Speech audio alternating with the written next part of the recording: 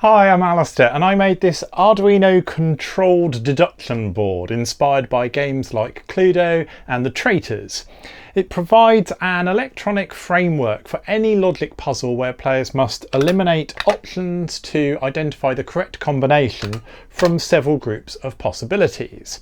So this version has 3 rows of 5 illuminated arcade buttons. The first row represents characters, the second row is weapons, and the third row is locations. But these categories are completely interchangeable. They could just as easily be chemical ingredients, historical figures, planets, symbols, or anything else that suits the theme of your puzzle. And what happens is that as the game progresses, players discover clues that enables them to eliminate certain possibilities. Pressing a button turns the corresponding light off, and pressing it again restores it. So players can easily correct mistakes and update their theory as the game progresses. Now the goal is to narrow each category down until only one option remains. Now, once the players believe that they've found their answer, they can press this submit or accuse button to submit their guess.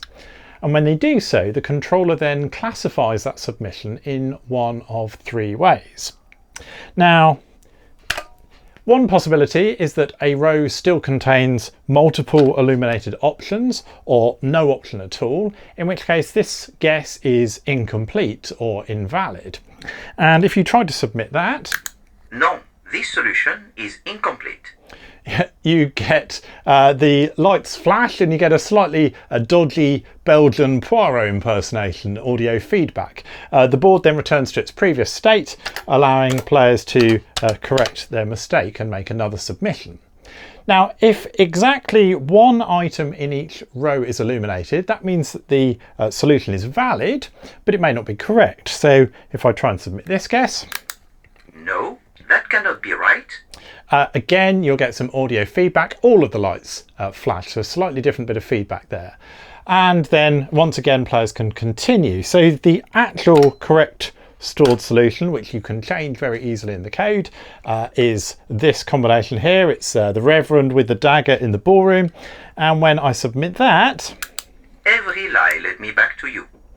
You'll get a slightly different audio feedback. You get a little chase sequence, and although you might not have been able to hear it, there's a small relay at the bottom of the board here, and submitting the correct solution triggers that relay, which could release a magnetic lock, open a compartment, enable another prop, or signal a larger room control system, enabling players to continue in the game. So let me show you how to build this yourself. So this project is based around arcade push buttons like this one here. This one's a rectangular one, but you can get round ones or square ones, triangular, whatever. But they all work in basically the same way. You press the button on the top and you can see this little pusher here activates a micro switch, which is housed in the bottom. That's actually the switch that makes a contact between a common terminal on the bottom here and a normally open terminal. Now sometimes you can get modules that have a normally closed and a normally open on this side. This one's only got 2. So I'm going to use a pull-up resistor to pull this up normally to a high value, and then when the button is pressed, I'm going to pull that through to ground to detect when the button has been pressed. You'll see it also has an LED in the top, and one thing to note is that arcade push buttons generally run at 12 volts. So this will be an LED that you supply 12 volts to one of these lug terminals and ground at the other, and that will make it light up. So for each one of these buttons, you have a total of 4 connections needed. You need a ground and an input to detect the button input, and you need 12 volts and ground to light up the light as well. And I've got 15 buttons in a 5x3 array, so that's a total of 60 connections that have to be made. So let me show you what that looks like. And you know, some of these sort of YouTube how-to videos show these kind of unattainably neat wirings, and you kind of think it's actually quite depressing really to say, well, I'm never going to be able to create something that good. And I didn't want to do that to you, dear viewer, so I thought I would show you this instead, and you would look at it and go, well, that is very attainable. I could easily do that, or probably something a lot neater. So I've got all of my arcade buttons mounted on the underside here, and you can see I've got these spade terminal connectors, and I've got my ground and my input to the buttons, and I've got my 12 volt and my ground to the lights. So the next question is, well, hang on a minute, I've got all of this running from a single Arduino Nano at the top here, but I've got 15 inputs and 15 outputs, so how do I do that? And the answer to that question is, well, I don't wire them directly to the GPIO pins. I'm actually using two different sorts of extenders. On this side here, you see these modules here, I've got three PCF8574 modules. These are I2C port expander modules. So what this means is that you can connect them to an Arduino or an ESP32 or a Raspberry Pi, whatever else, and using I2C, you can connect to them and either read or write up to 8 different output pins from each module. So I've got 3 of them daisy chained together here. These are all sharing the same I2C bus, and each of them, I'm actually using 5 outputs from each of them. So this one here is reading the 5 input buttons on the bottom row. I've got one in the middle is reading the 5 inputs in the middle row, and this one at the top is reading 5 inputs on the top. There's a set of jumper pins on them, and you set those jumper pins to set a unique I2C address for each module so that you're able to read those button inputs.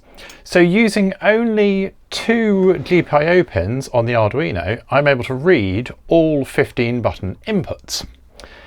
Now, when it comes to lighting the LEDs, I've got the same problem. I've got 15 LEDs to write, but I've also got another problem here in that I said that these were 12 volt LEDs. So even if I were to write a high signal to a GPIO pin, that's only going to be 5 volts on an Arduino or 3.3 volts on an ESP32, not 12 volts.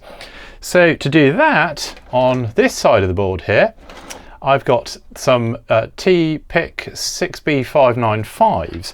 So these are power shift register modules.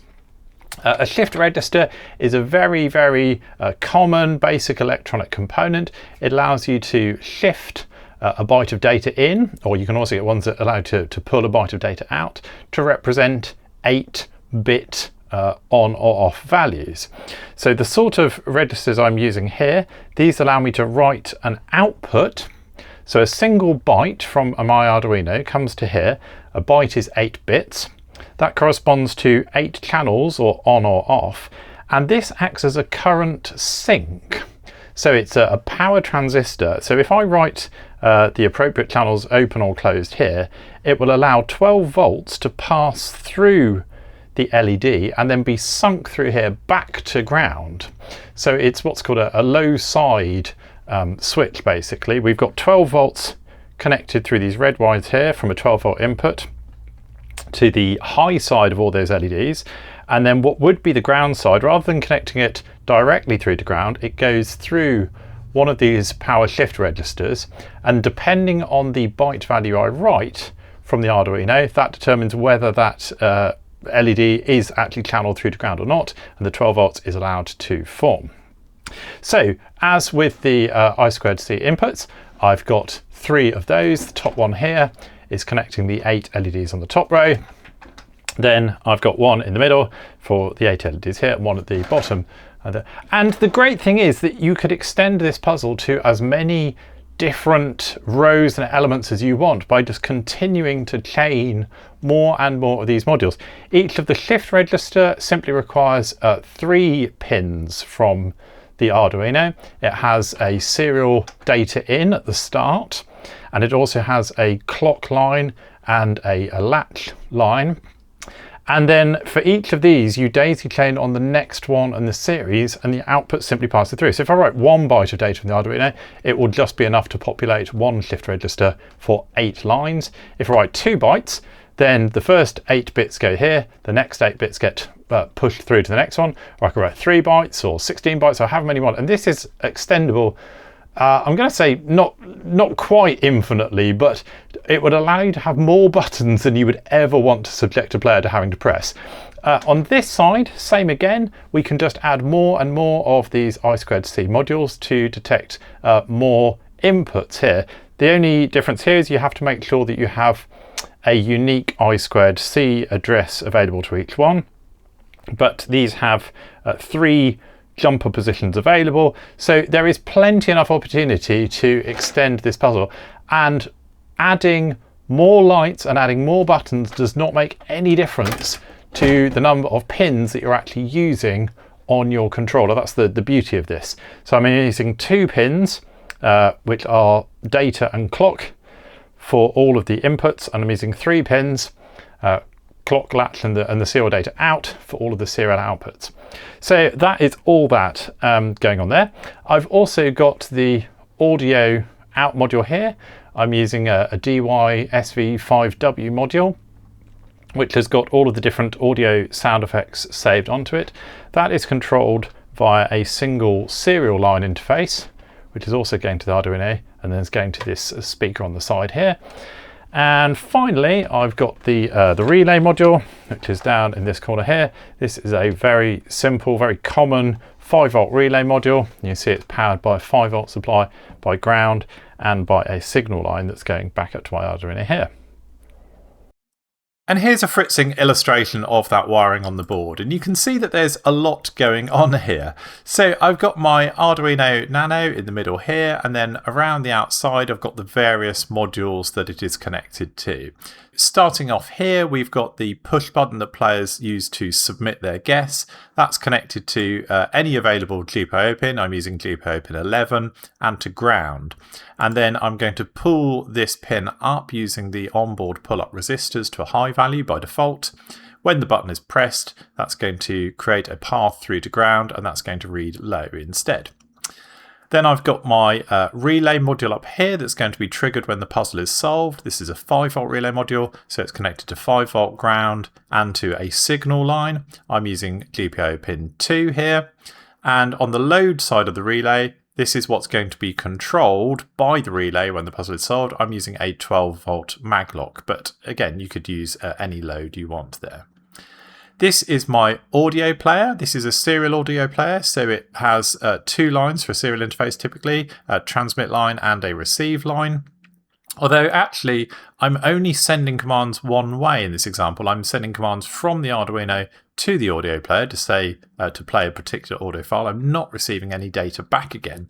So one of these lines is actually redundant. The transmit pin here is not going to send anything through to the receive pin, but I still connected it because by standard practice, you would expect a serial interface to have 2 lines.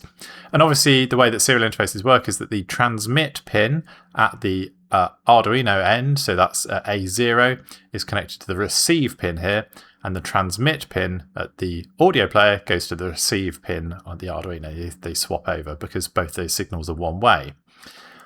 Then I've got my button inputs here. So this is a simple button input. This is just the accused button that goes to a GPIO pin. These are my button inputs that are in my array, and those are read using these PCF modules here. Now I've just shown the wiring of the buttons through to the top module just to sort of save space on this diagram, but you can imagine button inputs also connected to the same pins on this module and on this one, and then you can extend this chain longer and longer and just keep on adding more modules onto the end of it and more buttons, just repeating this same wiring. So again, it's ground, 5 volts, a data and a clock line. Now, whereas up to now you've had a free choice of which GPIO pin to use, the I2C interface on an Arduino always uses pin A4 for data and pin A5 for the clock line. So those are fixed. You can't choose your own ones of those. If you're using a different controller like an ESP32, you're able to assign those functions to different pins if you'd like, but on Arduino they're fixed. And again, I'm just using 5 buttons on each of the 3 rows. So I've just connected the first 5 channels. If you wanted to fill each of these modules up, you could add another 3 onto these pins here.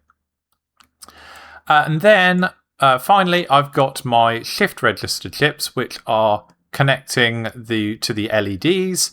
And these are what is allowing this 12-volt source here.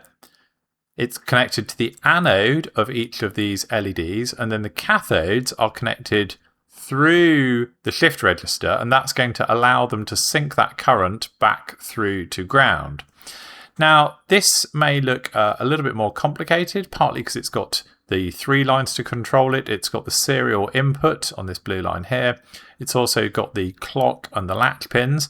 And then each of these gets chained to the next one in the series. Again, I've only shown 3 and I've only wired LEDs into the first one, but you can imagine any number of these, each of which have LEDs connected to the drain pins on this side and on this side as well. But there is a little bit more involved wiring to connect these chips. You'll have to plug them onto a solder board and do a little bit of wiring yourself. Alternatively, you can buy a pre-made module. I found them to be not quite as readily available as these modules here, but you definitely can buy them online if you don't fancy having to wire up all of these yourself manually. But that's basically it. And here's the code listing for that sketch that's running on the Arduino. Even though it's not that complicated, it is quite long, almost 500 lines. And the reason for that is partly because I've got a lot of serial.print statements scattered throughout to help with outputting some status messages and to help with debugging. There's also quite a few comments, but the main reason is that here at the start of the code, so this is where I would normally include any libraries in the sketch. So a library is a pre-written bundle of code designed to perform a certain function or interface with a certain component that you bring into your own sketch using an include statement like this, rather than having to write that same functionality yourself from scratch. And normally that makes a lot of sense. Why reinvent the wheel if someone else has already written and tested code to do something like read inputs from a port expander or trigger audio playback on an audio module? But there are some downsides from always relying on third-party libraries. I recently revisited a different project of mine that I wrote a few years back, and when I loaded it up again, I found that one of the libraries it used had been completely rewritten in the meantime, and breaking changes introduced in the current version of that library meant that my code that used it no longer worked. But if you write your own functions directly into your sketch and you don't have any dependencies on outside libraries like that, you can be sure that your script will continue to work in the future. It also means you know exactly what your code does and can be very explicit about it because it's not hidden in someone else's code that you're just importing. And I think that also helps you to learn and understand more about the devices that you're controlling. So in this project, the only libraries I'm using are Wire for the I2C interface and Software Serial for the UART interface. And both of these libraries are included in the Arduino IDE itself. So they're not really third party. And then I'll be writing the functions to address the PCF8574 expander and the DY audio player directly against those interfaces, rather than importing a third-party library that might have been written for those modules. So it's going to make this sketch file a little bit longer, a bit more verbose, but it also makes it much more explicit exactly what's going on. Now, I don't always recommend doing this. There are lots of excellent libraries like Fast LED and Arduino JSON, and it would make no sense at all to try to recreate their functionality, so I'd absolutely still import them into a project. But in this particular case, we only need a few basic functions to read and write data, so I'm going to show you how to do it manually. Okay, so with that out of the way, we then start at the top of the code, as always, with our constants. So we've got the pins, which are assigned to various functions, as in the wiring diagram I just showed, and also the I2C addresses of the PCF8574 modules. Here I've got some configuration values for the relay, and this is to allow for different behavior depending on whether you're using a fail-safe maglock, in which case releasing it just requires the relay to cut power to it when the puzzle is solved, or a fail-secure maglock, which is released by the relay supplying power just for a short period of time, as defined in this variable here, so for 3 seconds, and then switching it off again. So the constant variables here allow you to define both sorts of behaviour depending on the hardware you're using. Then I've got a little bit about some button debouncing times. Again, that's a library I could have included at the top here if I wanted to do some debouncing of my button inputs, but I'm going to do that manually. So I've put in a couple of variables here, and a bit about the animation patterns that makes the LEDs flash when you enter a solution. That's the flashing here. Here we've got the correct solution we want players to enter, and this is 0 indexed with the number of rows that we have items in. So I've got 3 rows, and I'm going to take the third item on the top row, then the first item on the second row, and the 5th item on the third row, and that's the solution which I demonstrated in the video. Then we get onto our global variables, so the globals which are going to be accessed throughout the lifetime of the code. I create an instance of this software serial interface, but remember that this doesn't know anything about the DY player audio module itself. This is just a generic interface for sending serial commands. I'm going to build the specific commands to play MP3 files later on in a bit, but it uses 2 pins, one for transmit and receive. I'm then going to keep an array of values that represent which LEDs are lit or not. And I'm going to store 1 byte for each TPIC module. And that byte contains 8 1 or 0 values, which represent the lights that are on or off. Now, because I'm only using 5 lights for each of my modules, you'll just see that I've set the values starting from the right-hand end, the least significant bit here. I'm going to turn these 5 LEDs on, and these 3 are left off. But we'll be replacing those as the code goes on when I want to turn on values on or off. We keep track of the current state of the buttons and the last time that they were changed. Again, that will help with the debouncing. A little bit about the current state as well, and the current state of the game. And then the helper functions in the code, I've basically divided these into which one of the devices they relate to. And we'll start off looking at the lamps. So the shift register, the power shift register, which controls the lamps. Remember that I said that what we do here is we write a value to this that is a single byte containing 8 bits, and then those bits represent which lamps get lit up or not. And we shift that byte value into the shift register using the built-in function called shift out. So again, this is something that could be encapsulated in a library if we'd used a library, but we're going to do the manual call to the shift out function, which is a basic function just provided in the Arduino language itself. So we're going to set the latch pin to low first of all. Then we're going to shift out with each change of the clock pin. We're going to shift out a value onto the data pin for all of the states of this row. And then we're going to set the latch pin high again when we've finished shifting out all of that data. So that's what we mean by shift register. We toggle the clock pin, and on every time we toggle that high and low, we set a value at the data pin, which gets red. And we'll do that depending on the state of the latch. And when we finish, we just return the latch to the high state again. So that's writing values to the lamps. We've then also got some variations on that. We can get the state of a particular lamp, which just means that we return the value that we've currently got stored in the lamp state. We can toggle a lamp on or off, and we do that by taking a 1 and we shift it through the number of bits in our lamp state for this particular row, and then we'll toggle that bit on or off using a bit state there. We can set all lamps in a row to be on or off, based on the values here, and we can restore them to a previous save state. So this is when we do the animations to show whether a guess was correct or incorrect. We might do things like flash the submissions on or off, and we might do a chase sequence, and then we want to restore whatever the state was before.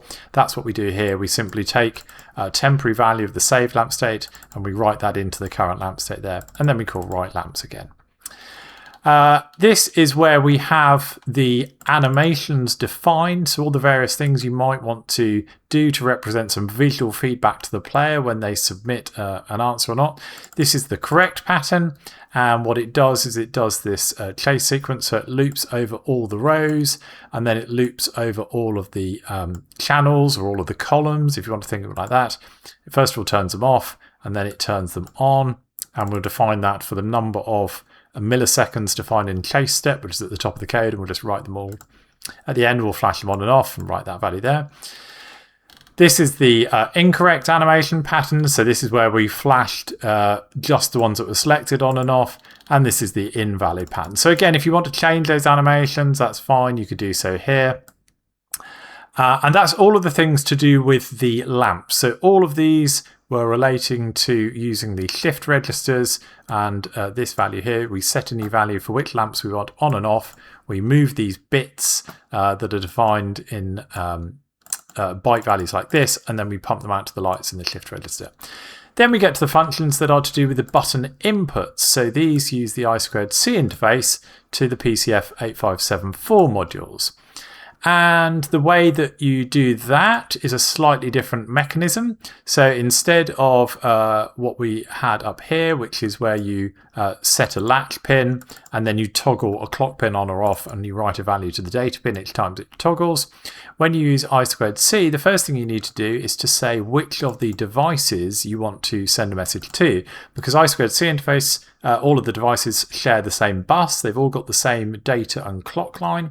So you need to be able to specify the address of the module you're targeting, which is what you do here. And then we've got the read function here, which reads a byte from the specified address. So we read a single byte and we use the request from function. So again, this is built into the wire library. It is still a library, to be clear, but it is provided by the Arduino programming language, essentially. It's not a third-party library, so I'm not really worried that that's going to change its behavior at all. We request a single byte from the specified PCF module, and we write that into the received value here. And just as the lamps was a byte consisting of 8-bit values 1 or 0 for whether the LEDs were lit or not, here we're going to receive a byte that is going to be 8-bit values 1 or 0, which represent whether a button was pressed or not. So it's very similar data format, but it is just an input rather than an output. This is just an initialize function. The PCF8574 is an interesting module. It's defined as being quasi-bidirectional. I don't really want to go into the details of that, partly because I'm baffled a bit by myself. But when you want to use them as inputs, what you need to do is initially write a high value to all of the channels on it.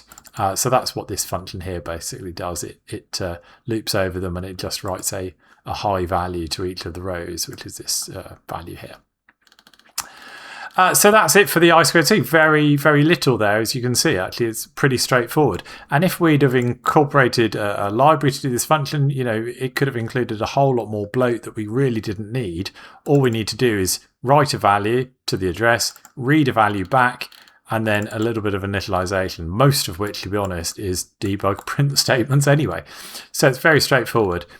Now we go on to the audio playback. So this is our DY player, which uses a UART interface. So we've got a very exciting 3 different sorts of interface. We've got I2C, we've got UART, and we've just got a serial out as well. And what we need to do here, so this is a little bit more complicated, but we need to actually form the command to tell the DY player to play a particular indexed audio track.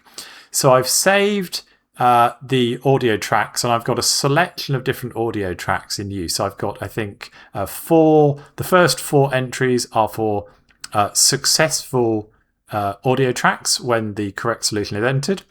Then I've got something like 6 audio tracks if an incorrect one is entered, and maybe 4 if an incomplete one is entered. And I'm going to select, each time that happens, a random one from within that range to play back. So the way to do that, you need to form this serial command here. It always starts with the command by AA. Then it always has hex code 7 and then 2. And then we separate out the track number into a high byte and a low byte. This enables you to play a greater number of index tracks here. And finally, we need to send a checksum on the end of that. And the checksum is actually calculated here by simply summing up all of the commands in the command string to send. This is all documented, I should point out, in the DY player manual. If you were to use a different MP3 module instead, let's say you wanted to use a DF player, which is a slightly older MP3 playback module that used to be quite popular in DIY projects about 10 years ago. That would actually use a very, very similar structure here, but it has a different command instead. So you'd need to update these values to whatever the command the DF player uses to specify a particular indexed audio track rather than the DY player. But it's the same idea. And then we write that command, once we've built it up, we write that command to the serial interface, which we included at the top, and we just specify the number of bytes in the command and what those bytes are. And that's going to play the soundtrack that we want. And then we've got some the actual logic of the game that we've got here. So we loop over the rows and we work out what value is selected in each one of those rows, and to make sure that we have only a unique value selected in each row. There's also a function that checks whether the selected value in each row matches the row that is meant to be selected in the solution. So we've got the correct number of items selected and they are the ones in the solution, then this will return true. We've got a little function that will actually print that out as well. So it's just a helper debug function. And that's it for the UART functions there. Now we move on to the relay. So as I mentioned, I've got two different sorts of relay module. One sort of relay module, but can trigger an output in two different sorts of ways. One of which is a latched success. So if the relay output was constantly on while the puzzle was unsolved, and then it switches to off and stays off when the puzzle is solved. That's if you are using a fail-safe maglock, or if you've got a fail-secure maglock instead, it's normally off and you just pulse it on. So we keep track of the time that the relay was activated at. This is the time the puzzle was solved. And then we call update relay periodically after that time. And if the number of seconds since the time the last relay was activated at exceeds whatever the length of time we specified we wanted the pulse to be, then we've done the job, we've triggered the relay, spat out the catch or whatever, and now we need to cut the power again, because you mustn't continuously supply power to those kind of cabinet style maglocks. They'll burn out the solenoids in them. So this will turn the relay off again. And those two functions there, that's all we need to do to handle the relay. We've got a little bit about what happens when you press the button to actually handle making an accusation. I've kind of used accusation throughout the code here because I guess in my head I was thinking of the game Clue, where you've got the character and the weapon and the scenario. But I guess this would be, submit, guess, or attempt solution or something like that. If you don't like the word accusation, that's why I've put it in the code here. Though, I'm assuming that what you're proposing is this person did it with this weapon in this location. So I've called it accusation for that reason. If it was valid, then we'll print out what that accusation was. If not, then we'll put a little bit of helper text here. And then this is where we handle the different outcomes based on the accusation that was submitted. So I mentioned this in the video already when I was doing the demo. So the top one is kind of solving the puzzle. So it was a valid accusation and the accusation matches the solution that we defined at the top of the code. That's successfully solved then. So we're going to play one of the first 4 audio tracks. We'll choose one at random and we'll call the play track function to send that to the audio player. We'll call whatever animation function was required when the correct solution was entered, and we'll also activate the relay, set the game solved to be true, and we'll just print a little message there.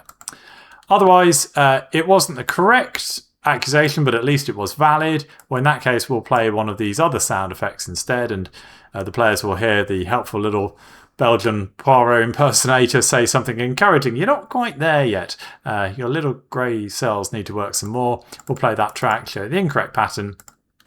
And finally, this is the case when it wasn't even a valid attempt to solve the puzzle. Then you'll just get a sad trombone noise or something like that, but it wasn't a valid attempt there. Then we've got some more buttons here. So this is what happens when you actually press one of the choices in one of the rows, and we'll scan over them to see which ones are pressed. Oh, we've got a bit of debouncing behavior here. So I mentioned this at the top of the code. So whenever you're handling inputs from any kind of mechanical button in particular, you do get an effect called bouncing.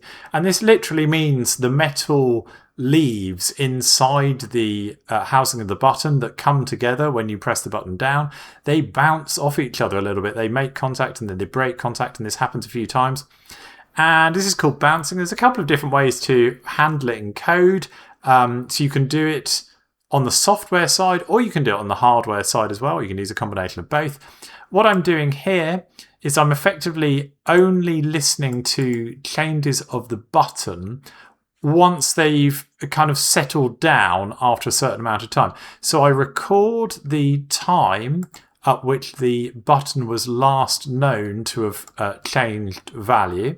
So that happens here. If the currently pressed state of this button is different from the last state that we had saved for it, we'll take the timestamp of now and we'll record that in the last button change time here. So we said, okay, this is different from what I thought this button was last time. Let's keep track of the time. And then I only listen for a button change when the time between the current time and the last time it changed exceeds whatever my button debounce milliseconds was. And I've currently got that set to 35 thousandth of a second, so 35 milliseconds. And so what we're basically saying here is when you first press a button down, it'll open and close very quickly a few times in the first kind of 10 milliseconds or something. We're going to ignore that. We're only going to listen to the state once that amount of time has elapsed since the last time we had a recorded button change. We're not going to get all that chatter each time. And again, this is the kind of stuff. There's an excellent library called Bounce2. I could have included that at the top of the code and then called one of the functions in it at this point instead, but it's kind of useful to see exactly what is involved by explicitly making that debouncing behavior here. We've also got the case of handling the accused button. Again, we're going to debounce that exactly the same as we did above. Then we get onto the setup function. So this gets called right at the beginning when the code first starts running. We'll initialize the serial interface. This is not the UART interface that's controlling the audio player. This is the regular serial interface that uses the USB cable, and it's what's used just to output all of these serial.print commands up here and things like that. So we always begin with that. And then, this is interesting. So anytime you want to get some kind of random behavior in your code. So a microcontroller can't really generate true randomness. It can generate pseudo-randomness, and it does that based on a seed.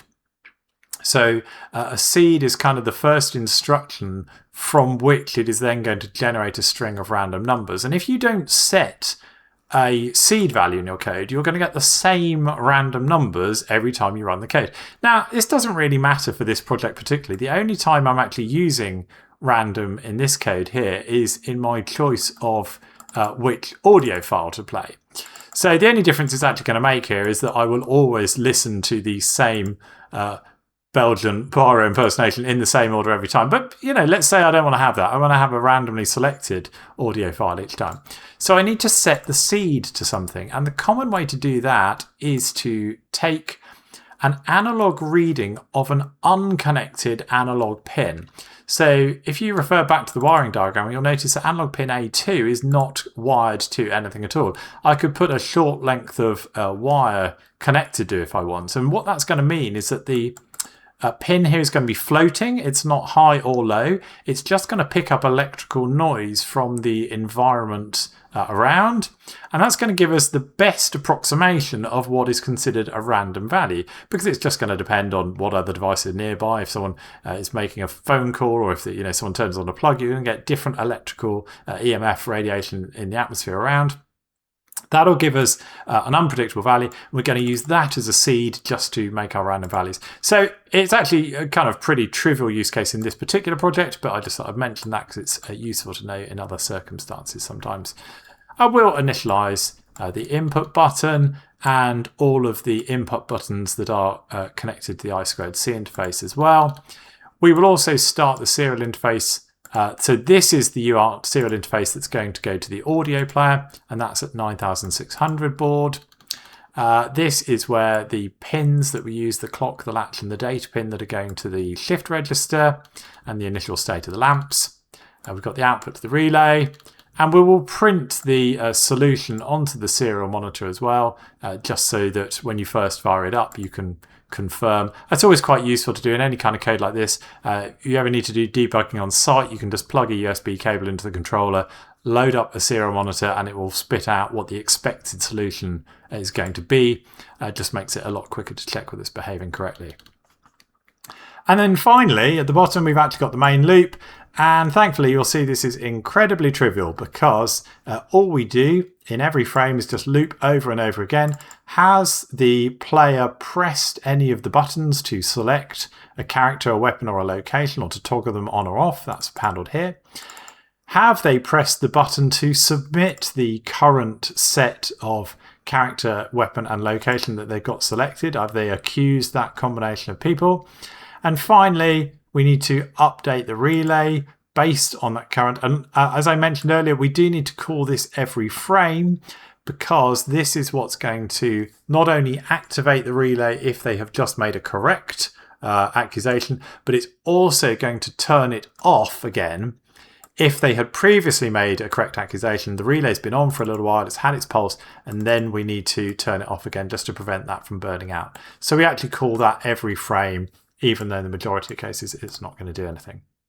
And that's it. So that just about brings me to the end of this video. Something I like about this board is that it can take an abstract logic puzzle and turn it into something physical and collaborative. Players can see their reasoning develop as they progress towards a solution, discuss possibilities, reverse early decisions, and then receive immediate feedback when they think they've got the answer. And because the categories, the graphics, the sounds and the solution can all be changed very easily, this same electronics can be used as the foundation for many different escape room puzzles. Now, as always, I will be putting the Arduino code and the wiring diagram and the bill of materials over for download on my Patreon account, where you can also download the resources that accompany any of the escape room projects I've created in this channel. I'm only able to make these tutorials each month with the very generous support of my Patreon subscribers, so I want to say thank you all so much for your ongoing support. I really do appreciate it. Otherwise, you can always leave a comment or feedback below this video here, and I will do my best to read them and get back to you. And I just want to say thank you all very much for watching, and I'll see you next time. Okay, cheers, bye.